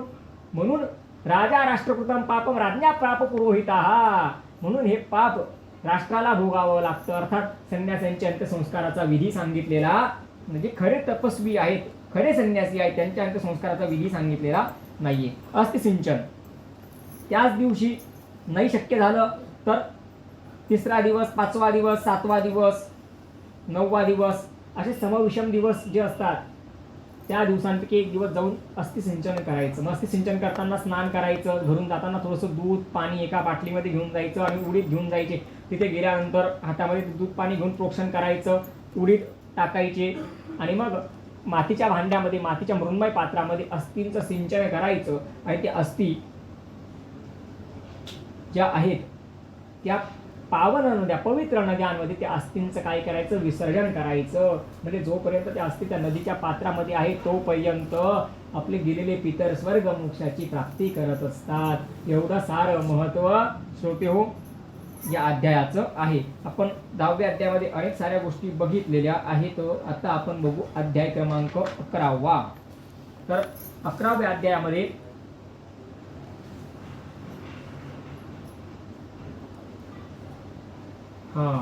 बघा श्रोते हो, जो जन्माला आलेला आहे त्याचा मृत्यू हा निश्चित आहे.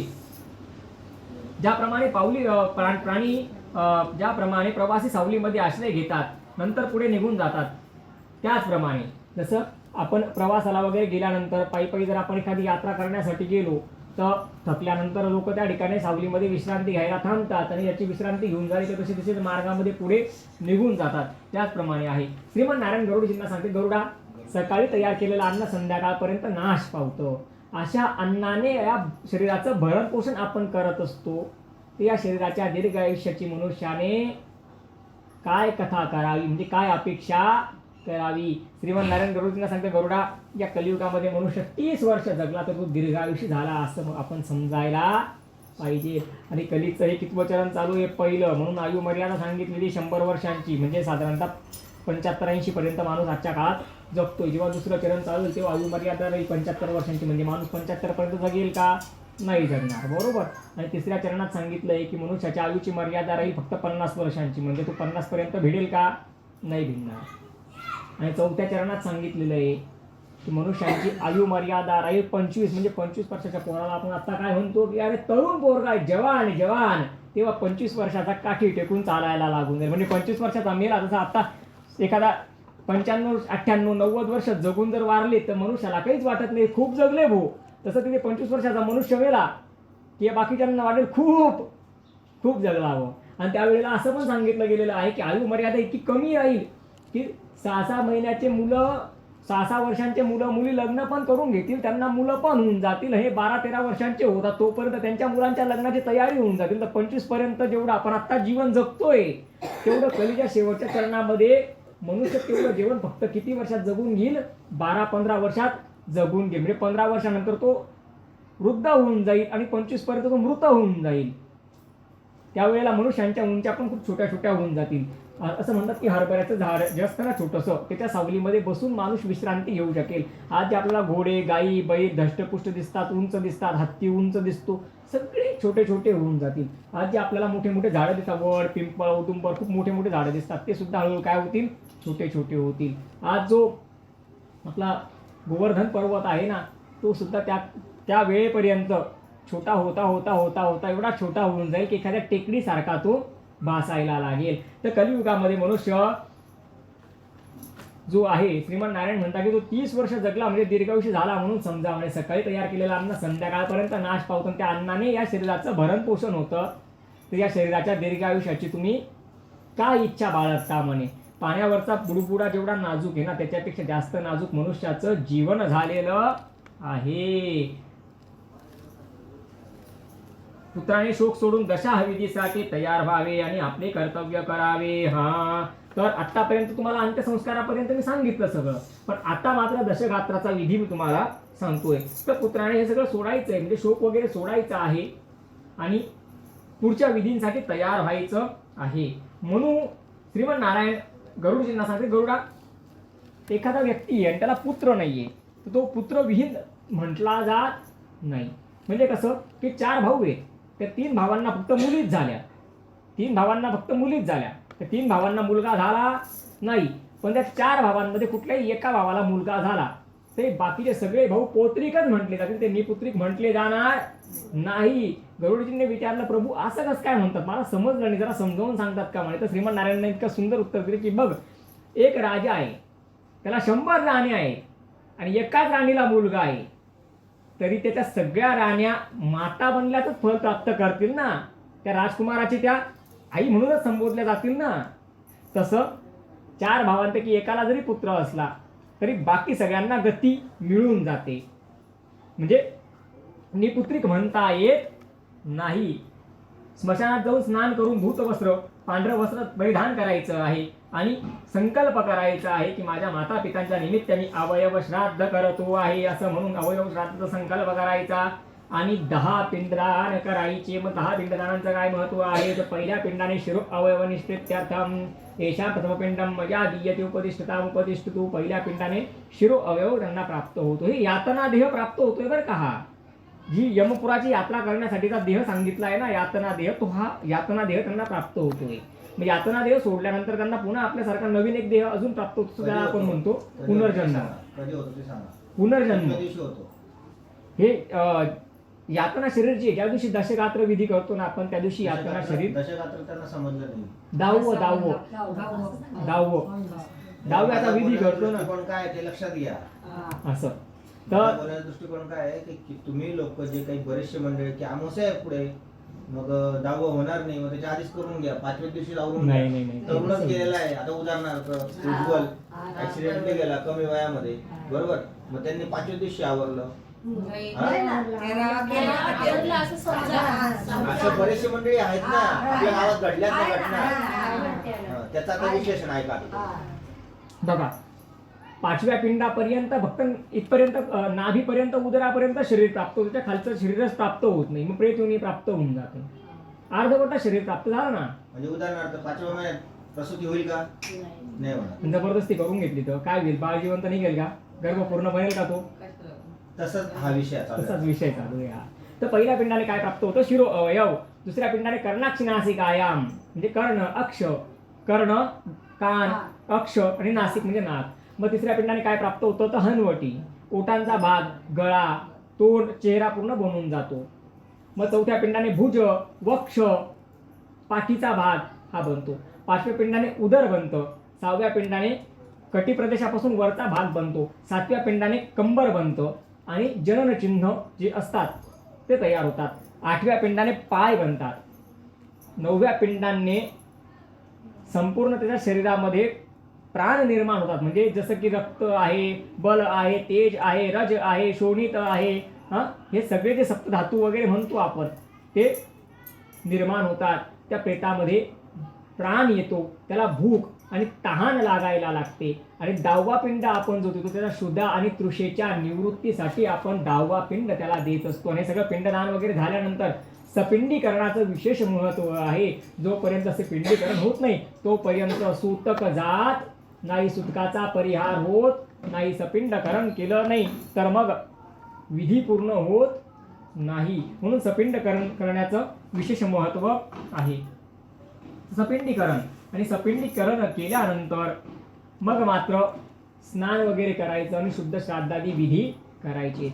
संपत्तीची समजा विभागणी जरी झालेली असेल तरी हे विधी वेगळे वेगळे करायचे नाही. एखाद्याला 4 मुलं आहेत आणि समजा आता त्यांचं काही कारणाने संपत्तीची विभागणी वगैरे झालेली आहे, तर मग एक म्हणतो मी गावाकडे करून गेले, एक म्हणतो मी नाशिकला जाऊन करेल, एक म्हणतो मी पैठणला जाऊन करेल.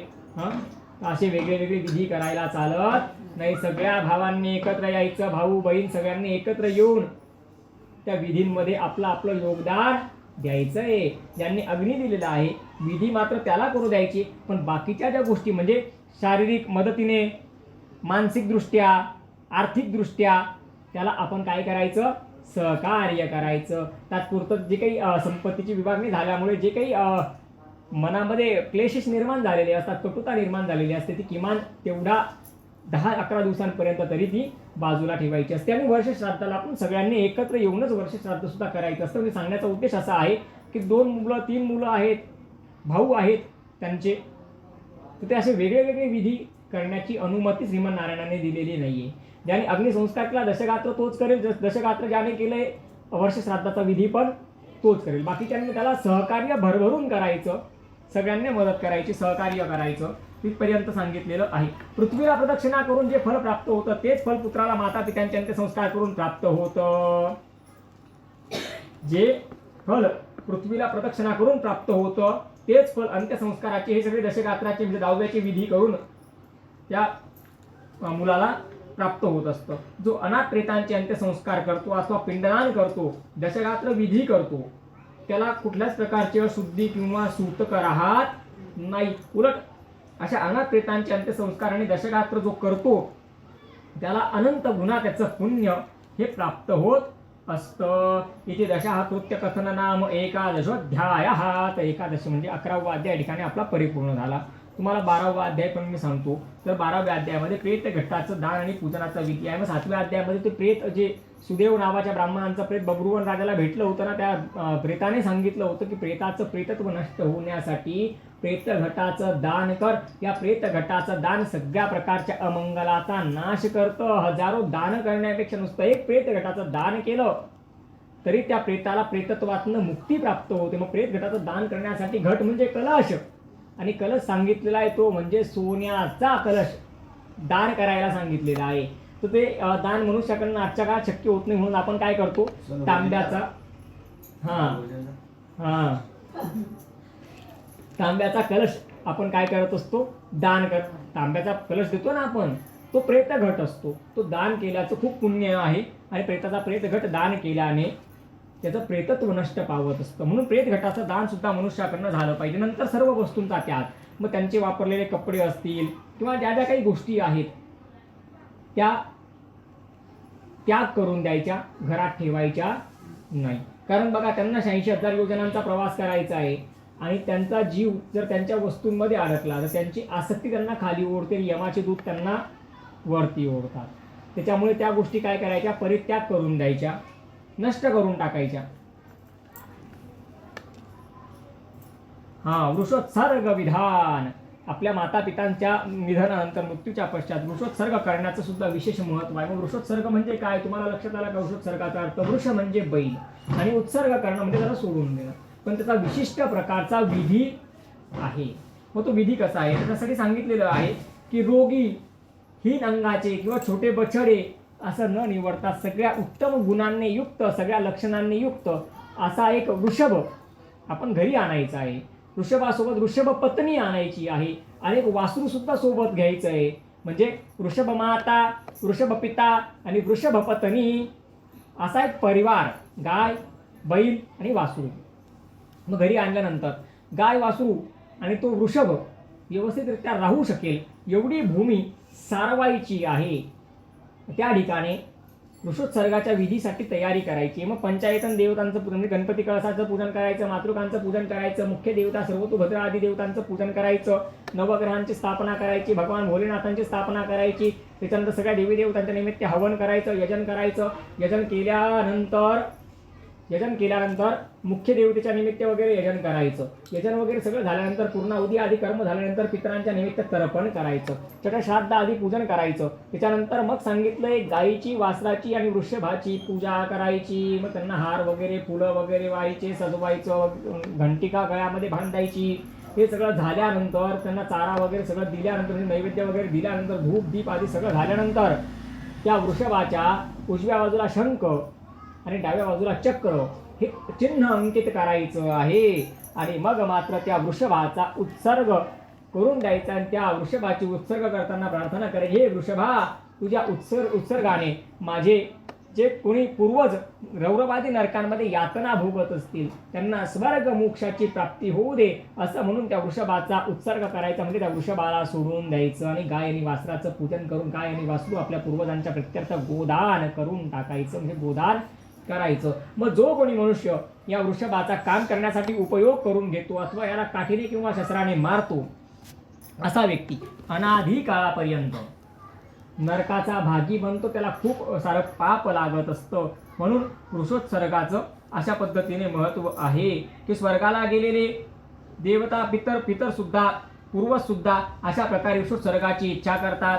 जो या वृषभाला काठी अथवा शस्त्राने मारतो तो कल्पांतापर्यंत नरकात दुःखयातना भोगतो. म्हणून या वृषोत्सर्गाचं खूप सारं महत्व आहे. तर अशा प्रकारे वृषोत्सर्गाचा विधी पूर्व काळामध्ये केला जात असायचा. आता पण आपण वृषोत्सर्गाचा विधी करतो, पण तो वृषोत्सर्गाचा विधी आपण आता कणकीचे गाय वासरू किंवा मातीचे गाय वासरू असतात त्यांचंच पूजन करून त्यांच्या निमित्त त्या ठिकाणी काहीतरी दक्षिणा वगैरे ठेवतो आपण वृषोत्सर्गाचं फल प्राप्त होण्यासाठी. आणि अशा पद्धतीने वृषोत्सर्ग आपण करत असतो. पूर्वीच्याकडे लोकांकडे पशुधन खूप होतं, ज्याच्याकडे पशुधन खूप आहे त्याला एक गाय, एक वासरू आणि एक बैल यांचा उत्सर्ग करायला, म्हणजे यांना दान करायला किंवा सोडून द्यायला काही कष्ट नाही आहे. आज मनुष्याकडे पशुधन आहे का?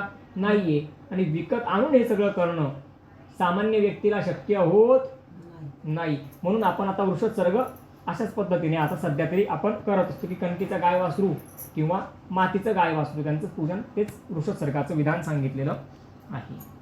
नंतर मलिन षोडशी उत्तर षोडशी. मग मलिन षोडशी म्हणजे काय तर पहिल्या दिवसाला आपण पिंड देतो. किती पिंड देतो पहिल्या दिवसाला 6 आणि 10व्या दिवसाचे किती पिंड 10 पिंड. 10 आणि 6 किती झाले 16 पिंड. यालाच म्हणता मलिन षोडशी. म्हणजे काय ही सूतक काळामध्ये सगळे क्रियाकर्म आपण करतो ना म्हणून याचं नाव मलिन षोडशी. तिथून पुढे आपण जे काही सगळे महिन्याचे पितर असतात वर्षश्राद्धापर्यंतचे सगळे विधी असतात तर याला म्हणतात उत्तर षोडशी. ही मलिन षोडशी उत्तर षोडशी करणं फार आवश्यक असतं. जेवढं आपलं दशगात्र 10वं आणि अंत्यसंस्कारची विधी आवश्यक असतात तेवढंच. आणि वर्षश्राद्धाला 48 पिंडांचं वर्षश्राद्ध करायला पाहिजे. जोपर्यंत 48 पिंडांचं वर्षश्राद्ध होत नाही तोपर्यंत आपले गेलेले व्यक्ती हे पितरांच्या पंक्तीमध्ये समाविष्ट होत नाही. पितरांच्या पंक्तीमध्ये ते प्रवेश करत नाही. आपण वर्षी वाळून घेतो असं म्हणतो ना. हां वर्षी वाळून घेतो. त्याचं जे वर्षी जरी वाळून घेतली तरी 11.5 महिने झाल्यानंतर एकदा विधी परत तो करून घ्यायचा. एखाद्याच्या कुळामध्ये गोत्रामध्ये जर कोणी सर्पदंशाने मृत्यूला प्राप्त झाला असेल तर कणकीचा नाग बनवून त्याची दर पौर्णिमेला म्हणजे कृष्ण पक्षातली पंचमी आणि शुक्ल पक्षातली पंचमी त्या कणकीच्या नागाची पूजा करायची. दुधाचा नैवेद्य समर्पित करायचा. नंतर दुधाचा नैवेद्य व कणकेचा नाग वाहत्या पाण्यामध्ये विसर्जन करायचं आणि त्या नागराजांची प्रार्थना करायची की कल्पांतापर्यंत सूर्य चंद्र आणि ही मेघिनी म्हणजे भूमी आहे ही धरा आहे तोपर्यंत आमच्या कुळात परत कोणाला सर्पदंश होऊ देऊ नका. आणि हे केल्याने त्या कुळाचा लागलेल्या सर्पदंशाचा जो दोष आहे तो सुद्धा निवारण होत असतो. म्हणून हा विधी या ठिकाणी सांगितलेला आहे. आणि श्रोतेहो या ठिकाणी वृषोत्सर्ग कथन विधी नाम कथन वृषोत्सर्ग कथन नाम द्वादशोध्याय हा 12वा अध्याय या ठिकाणी परिपूर्ण झालेला आहे. तर श्रीमन्नारायणांना गरुडजी विचारतायत की हा सूतक म्हणजे काय असतं. सूतकाची विधी काय असतात. सूतक कोणाला असतं सूतक कोणाला नसतं. तर त्यावेळेला श्रीमन्नारायण सांगतायत की माता पिता आदी स्वगोत्री व्यक्तीला सूतक असते. म्हणजे जे आपले स्वगोत्रातले लोक आहेत त्यांना सूतक असते. आणि सूतक कोणाला नसते तर व्रतस्थ. जो व्रतस्थ आहे मंत्राने पवित्र आहे नृप म्हणजे राजा आहे त्यांना सूतक नसतं. नृप म्हणजे राजा 10 दिवस सूतक पाळू शकत नाही कारण राजावरती संपूर्ण राज्याची व्यवस्था कोणाला पाहावी लागते राजाला पाहावी लागते बरोबर. तो जर घरामध्ये बसून राहिला तर त्या लाखो लोकांच्या उदरनिर्वाहाचं काय होणार आहे. राजावर सगळी जबाबदारी असते म्हणून राजा सूतक पाळू शकत नाही. दुसरं सांगितलंय की मंत्राने पवित्र म्हणजे जे मोठे मोठे तपस्वी असतात साधू संत असतात की नित्य भगवंताच्या मंगलमय नावाचा वारंवार उच्चार करतात. असा जो व्यक्ती आहे जो मंत्राने पवित्र झालेला आहे त्याला सूतकासारखा दोष अपवित्र करू शकत नाही. आणि त्यांनी व्रतस्थ म्हणजे काय की जर अगोदरच्या अगोदर संकल्प करून घेतला की आम्हाला आमचं महत्वाचं काही काम आहे तेवढं परिपूर्ण होत नाही तोपर्यंत सूतकरी वृद्धीचा दोष लागायला नको म्हणून यज्ञ कंकण आणि यज्ञोपवीत धारण करतोय तर तोपर्यंत तो दोष लागत नाही. हे कधी करावं लागतं जेव्हा नवचंडी याग असतो किंवा मंदिरांच्या प्राणप्रतिष्ठा असतात त्यावेळेला आपल्याकडनं प्रायश्चित्त नावाचा विधी केला जातो. आणि सूतक आणि वृद्धीचा दोष निवारण होण्यासाठी आपल्याला व्रतस्थ केलं जातं. तेवढ्या दिवसांसाठी संकल्प करून आपल्याला यज्ञ कंकण बांधलं जातं. मग जोपर्यंत यज्ञ कंकण आपल्या हाताला आहे तोपर्यंत सूतकाचा आणि वृद्धीचा दोष लागत नाही. एकदा ते यज्ञ कंकण आपण सोडलं कर्म संपल्यानंतर की तिथून पुढे आपल्याला सूतक आणि वृद्धी चालू होते. सूतक 2 प्रकारचे असतात. कोणी जन्माला आलं म्हणून सूतक ज्याला आपण वृद्धी असं म्हणत असतो आणि कोणी देह ठेवला म्हणून सुद्धा सूतक हे पडत असतं. अर्थातच सूतक काळामध्ये हसू नाही किंवा असं जोक वगैरे करू नये गाणी ऐकू नये चित्रपट बघू नये देवपूजा करू नये मंगल कार्यात जाऊ नये मंदिरात जाऊ नये नित्य उपासना मंत्र जप वगैरे करू शकतात. अत्तर किंवा सेंट सुगंधित द्रव्य वापरू नाही. ज्याने अग्नी दिला आहे त्याने घराबाहेर पडू नये. पलंग अथवा खाटेवर झोपू नये. आंघोळ रोज करावी पण तिलक मात्र करू नये. स्त्रियांनी हळदी कुंकू अथवा टिकली लावू नये. नवीन वस्त्र घालू नये.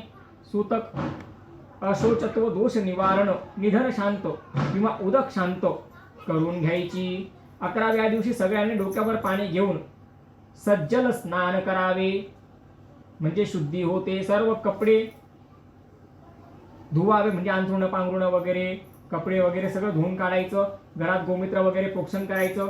आणि शुद्ध श्राद्ध झाल्यानंतर गंधमुक्त झाल्यानंतर कपाळाला कुंकू किंवा टिकली हे लावायला सुरुवात करायची असते. श्रोतेहो, या ठिकाणी गया श्राद्धाचं विशेष महत्त्व सांगितलं गेलेलं आहे. गयासुर जो होता तो असुर म्हणजे असुर कुळात त्याचा जन्म झाला, पण भगवंताचा परमभक्त होता. भगवान विष्णू प्रसन्न झाले, जगाच्या कल्याणासाठी वरदान मागितलं की मला असा आशीर्वाद द्या की ज्याच्यावरती माझी कृपा होईल, त्याला अनंत गुणा पुण्य प्राप्त होईल. म्हणून श्रीमन नारायणांनी त्याला सांगितलं की तू या गया क्षेत्रामध्ये निवास कर. आजपासून 5 कोस विस्तार असलेली गया मी तुला देऊन देतो. गयासुराने त्या गया क्षेत्रामध्ये जलाच्या रूपाने प्रवेश केला आणि जो कोणी त्या ठिकाणी पिंडदान करतो, स्नान करतो, भगवंताच्या नावाचा जप करतो, दान पुण्य करतो, त्याचं पुण्य अक्षय प्राप्त होऊन जातं. कारण त्याला अक्षय पुण्य प्राप्त व्हावं असा वरदान त्या गयासुराने मागून घेतलंय. बघा ना श्रोत्यो, जन्मना जायते शूद्रम संस्कारात द्विज उच्चते. जन्माला जरी राक्षस कुळात आला तरी त्याचे विचार किती उच्च होते की अरे जगाच्या कल्याणासाठी तपस्या करून वरदान मागून घेतलं आणि गया क्षेत्रावरती पिंडदान केल्याचं, तिथल्या साधू संतांना ब्राह्मणांना दान केल्याचं विशेष फळ आहे. आणि श्रोत्यो, जर गया क्षेत्रावर कधी जाणं झालंच ना तर एकही क्षण इकडच्या तिकडच्या गोष्टी करण्यापेक्षा आपला एक एक क्षण भगवंताच्या नामालाच द्यायचा.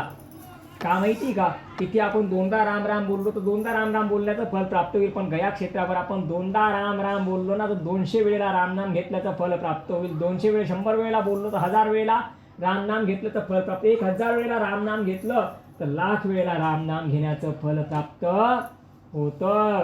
गृहे चोके गुणा प्रोक्ता गोष्टेश गुणा स्मृता पुण्यारण्य तथा तीर्थे अरे सहस्र गुण मी इच्छते. पुण्यारण्य असेल, तीर्थक्षेत्र असेल, अशा ठिकाणी हे जे भगवंताचं नाव आपण नामस्मरण आपण करत असतो याचं अनंत गुणा फल आहे. आपण जे दान करतो त्याचं फल सुद्धा अनंत गुणा आहे. म्हणून अशा ठिकाणी गेल्यानंतर घरी चला म्हणून घाई न करता त्या तीर्थक्षेत्रांचा लाभ मनुष्याने घेतला पाहिजे. आजूबाजूला छोटे मोठे अजून तीर्थक्षेत्र असतात, तिथे पण मनुष्याने जाऊन दर्शन, वंदन, स्पर्शन या गोष्टी करायला पाहिजे. याच्याने खूप पुण्य मनुष्याला प्राप्त होतं. जेवढं मनुष्य पुण्य जीवन काळामध्ये प्राप्त करू शकत नाही एवढं पुण्य कमी वेळामध्ये मनुष्याला प्राप्त होतं. जसे आपल्याकडे स्कीम असतात ना, योजना असतात ना, तशी ती सुद्धा भगवंताची आपल्यासारख्या सामान्य लोकांसाठी योजनाच आहे. तर श्रोतेहो, गया महात्म्य आपण श्रवण केलं. ही जी गया आहे ती संपूर्ण गया जनार्दनांचं हृदय आहे, भगवान जनार्दनांचं निवासस्थान आहे. आणि त्या गया क्षेत्राचा पाण्याचा थेंब आणि थेंब तीर्थक्षेत्र आहे. आणि 5 कोस असलेली विस्तार असलेली गया लोकांच्या कल्याणासाठीच भगवंतांनी गयासुराला देऊन दिलेली आहे. तिच्यावरती अधिकार कोणाचा आहे? त्या गयासुराचा आहे. त्याने वरदान काय मागून घेतलेलं आहे की इथे केलेल्या प्रत्येक गोष्टीचं पुण्य अक्षय व्हायला पाहिजे. ते अक्षय पुण्य आपल्याला गयासुराच्या कृपेने प्राप्त होत असतं. तर गया महात्म्याचा आपण या ठिकाणी विस्तार बघितला. आता 13वा अध्याय परिपूर्ण करून आपण 14व्या अध्यायामध्ये प्रवेश करतोय. श्रीमन नारायण गरुडजी विचारतायत की हे प्रभू, हे श्रीमन नारायण, या भूतलावर पापीच लोक आहे असं नाही बरं का श्रोतेहो. या भूतलावर खूप सारे धर्मात्मा, पुण्यात्मा, तपस्वी, साधू, संत, महात्मे, माता पितांची सेवा करणारे, गायीची सेवा करणारे, अनेक प्रकारचे पुण्य करणारे लोक आहेत. काही असे सुद्धा आहेत की अरबो रुपये कमवतात आणि जगाच्या कल्याणासाठी ते सरकारला पैसे काय करतात, देऊन टाकतात की पैसे तुम्ही देशाच्या कल्याणासाठी वापरा, आपल्या देशाचं चांगलं करण्यासाठी तुम्ही ते पैसे वापरत. असे धर्मात्मा, पुण्यात्मा लोक सुद्धा खूप सारे लोक आहेत. मग हे जे लोक असतात हे सगळ्यात पहिले यमपुराला जात असतात. यमपूर जे आहे हे अत्यंत रमणीय आहे. म्हणजे काय की तिथे जे गेलेले आहेत त्यांना तहान लागत नाही, त्यांना भूक लागत नाही. आपल्यासारखं तहान आणि भूक त्यांच्यापासून खूप लांब राहते. ते कधी म्हातारे सुद्धा होत नाही, ते सदा तरुणच असतात. आणि श्रोतेहो, या धर्मराजाच्या सभेला जर आपल्याला प्राप्त करायचं असेल तर मनुष्याला एकच पर्याय आहे, तो म्हणजे पुण्य. जो खूप पुण्य करतो तो धर्मराजांच्या सभेला प्राप्त करतो. आणि जो पुण्य करत नाही असा व्यक्ती मात्र त्या धर्मराजांच्या सभेला प्राप्त करू शकत नाही. यमपूर जे आहे, यमपूर जे आहे त्याच्यामध्ये चित्रगुप्तासाठी एक भवन आहे जे खूप सुंदर आहे. त्याच्यापासून 25 योजन पुढे गेलं की यमराजांसाठी भवन आहे, ते पण खूप सुंदर भवन आहे. या चित्रगुप्ताच्या भवनाच्या आजूबाजूला छोटे छोटे भवन आहेत, ते म्हणजे रोगांचे भवन आहेत. म्हणजे आपण ज्या महामारी म्हणतो ना त्याच्या देवता असतात त्या देवतांचे घर त्या ठिकाणी आहेत. शेकडो मार्गांनी चित्रगुप्ताच्या भवनाला सुशोभित केलेलं आहे. वन आहेत, बाग बगीचे आहेत, उद्यान आहेत, त्यानंतर जलाशय आहेत, सुगंधित जल त्या ठिकाणी उपलब्ध, म्हणजे कमळाच्या सुगंधाने सुगंधित झालेलं पाणी त्या ठिकाणी उपलब्ध आहे. हंस आहे, मोर आहे, सारस आहे, चक्रवाक आहे, असे वेगळ्या वेगळ्या प्रकारचे पक्षी आहेत. चित्रगुप्ताच्या भवनामध्ये अनेक प्रकारचे वेगळे सुंदर सुंदर शिल्प काढलेले आहेत, सुंदर सुंदर चित्र काढलेली आहेत. जेवढं चित्रगुप्ताचं भवन सुंदर आहे त्याच्यापेक्षा सुंदर यमराजांचं भवन आहे. आणि मृत्यू, काल, पाश, चित्रगुप्त असे मोठे मोठे जे देवता आहेत ते यमराजांना चौरीने काय करतात, हवा घालतात, गंधर्व गायन करतात, अप्सरा नृत्य करतात, यक्ष वादन करतात. असं हे धर्मराजांचं नगर आहे. इथे कोणावरती अन्याय होत नाही, कोणावरती पक्षपात होत नाही. आणि असं हे धर्मपरायण ही सभा आहे. धर्मपरायण ही सभा, यमराजांची सभा कशी धर्मपरायण अशी सभा आहे. यमपूर सर्व बाजूंनी लोखंडांच्या भिंतींनी, लोखंडांच्या कोटांनी सुरक्षित आहे. देव, दानव, यक्ष, किन्नर, गंधर्व कोणी त्याचं भेदन करू शकत नाही. विश्वकर्माने स्वतः लक्ष देऊन या धर्मराजाच्या नगराची निर्मिती केलेली आहे. धर्मराजाच्या पुराला जाण्यासाठी, धर्मराजपुराला जाण्यासाठी 4 मार्ग आहेत. आणि या सभेचे सभासद सुद्धा आहेत. बघा श्रोतेवा, सभेचे सभासद कोण कोण आहे आपण बघू. अत्री ऋषींचं नाव कोणी ऐकलं? हे सगळ्यांनी ऐकलं ना, अत्री ऋषी. अत्री ऋषी या धर्मराजाच्या सभेचे कोण आहेत? सभासद आहेत. वसिष्ठ ऋषी सभासद, पुलस्त, दक्ष, ऋतू, अंगिरा, जमदग्नी, भृगु, पुलस्त, अगस्त्य, नारद, मनु, दिलीप, सगर, मानधाता आणि भागीरथ. भागीरथ म्हणजे कोण? ज्यांनी गंगा नदी मोठ्या तपस्येने या भूतलावरती आणली, वैकुंठातली गंगा या भूतलावरती आणली, ते भागीरथ ऋषी जे आहेत, भागीरथ राजे, ते सुद्धा धर्मराजांच्या सभेचे कोण आहेत? सभासद. अमरीश, या अमरीश राजाने एकादशीचं जीवनपर्यंत कठोर व्रत केलं, भगवान विष्णूंचा परम भक्त होता, हा सुद्धा सभासद बनलेला आहे धर्मराजाच्या नगराचा.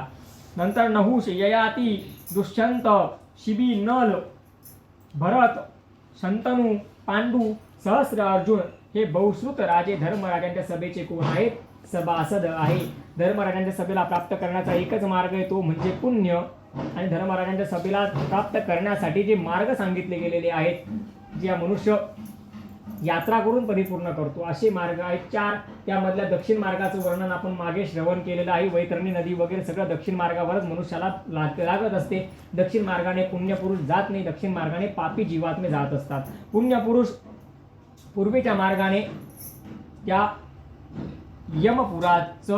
यमपुरामध्ये प्रवेश करतात. मग पूर्व मार्ग कसा आहे ते आपण पहिले बघू. पूर्व मार्गाने कोण कोण जातं ते पण आपण बघू. तर पूर्व मार्ग कसा आहे? पूर्व मार्गावरती सगळीकडे पारिजाताचे वृक्ष लावलेले आहेत, म्हणजे पारिजाताच्या सुगंधामध्ये तो मार्ग दरवळलेला आहे. त्या ठिकाणी अमृतमय पाण्याने भरलेले जलाशय आहेत, धबधबे आहेत.